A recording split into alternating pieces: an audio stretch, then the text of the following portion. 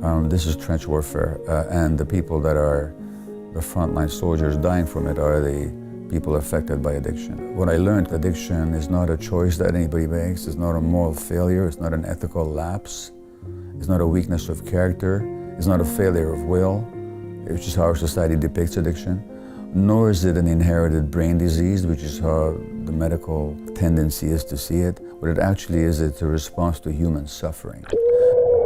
And all these people that I worked with had been severely traumatized as children. All the women had been sexually abused, all the men had been traumatized, some of them sexually, physically, emotionally neglected.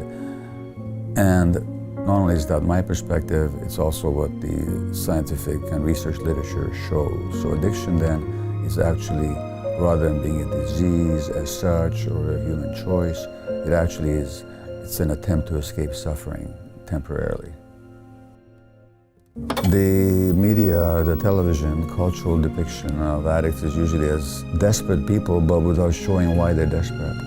So all that shows is the desperation for the drugs. There's no indication of what's driving that desperation.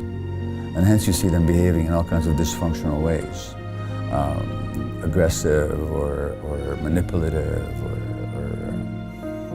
unpleasant. But again, there's no three-dimensional sense of the reality of these people as to what that's really all about for them. And so what you've actually got is traumatized children. When children are traumatized, that affects how they feel about themselves, which is deeply ashamed. Because a child always believes that it's about himself. So if I'm being hurt like this, I gotta be a terrible person. Or if I was sexually abused, why didn't I fight back? I must be a very weak person. So there's a deep sense of shame. Then there's tremendous emotional pain that accrues from abuse and neglect. Tremendous emotional pain that is hardly possible for people to bear. Now they have to soothe their pain with substances or other compulsive behaviors. Then the trauma itself, given that the human brain develops an interaction with the environment, shapes the brain circuitry in such a way that the person will be more likely to find relief from the drugs. So the very physiology of the brain is affected by early trauma. So then you take these traumatized people and you make their habit illegal. It's not illegal to drink yourself to death. It's not illegal to make yourself sick with emphysema or lung cancer by means of cigarettes, but it is illegal to use other substances.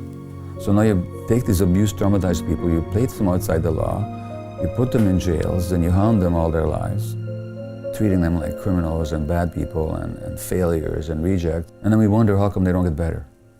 So it's a self-perpetuating cycle of taking traumatized people and then re-traumatizing them, and then hoping at the same time, why don't they listen? Why don't they get better already? Why don't they give it up? Well, they don't give it up because the more hurt they are, the more they need to escape.